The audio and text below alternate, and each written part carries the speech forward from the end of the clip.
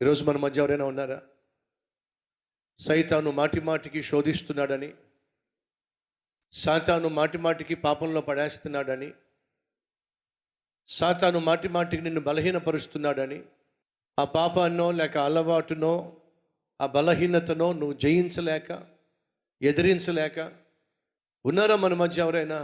ప్రభువా, నా వల్ల కావట్లేదు ప్రభువా, నన్ను తీసేసుకో ప్రభువా అని ప్రార్థించే వాళ్ళు ఎవరైనా ఉన్నారా? అది దేనికి సూచన తెలుసా? సైతాను నీ మీద దాడి చేస్తున్నాడు, దానికి సూచన. నీ మీద నీకే విసుగొచ్చేస్తుందా? నీ మీద నీకే చిరాకు వచ్చేస్తుందా? నీ మీద నీకే విరక్తి వచ్చేస్తుందా?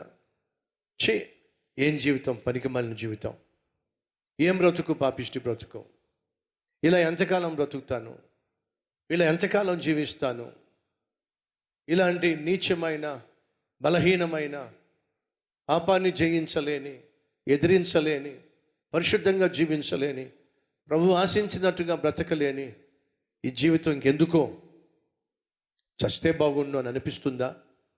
దానికి కారణం చెప్పమంటారా? సైతాను నిన్ను లోపరుచుకునే ప్రయత్నంలో ఉన్నాడు. ఒక్కొక్క అడుగు వాడు వేసుకుంటూ నీ మీదకి వచ్చేస్తున్నాడు. కాబట్టి నీ మీద నీకే విరక్తిని తీసుకొస్తున్నాడు. నీ శరీరంలో ఉన్న అనారోగ్యాన్ని భరించలేక, నీకున్న ఆర్థిక సమస్యను భరించలేక, నీ భర్తతో ఉన్నటువంటి అశాంతి, నీ భార్యతో ఉన్నటువంటి గొడవ ఎదిరించలేక, జయించలేక నీ మీద నీకే విరక్తి వచ్చేస్తుందా? వినో, ఇవన్నీ కూడా సైతాన్ యొక్క ఎత్తుగడలు.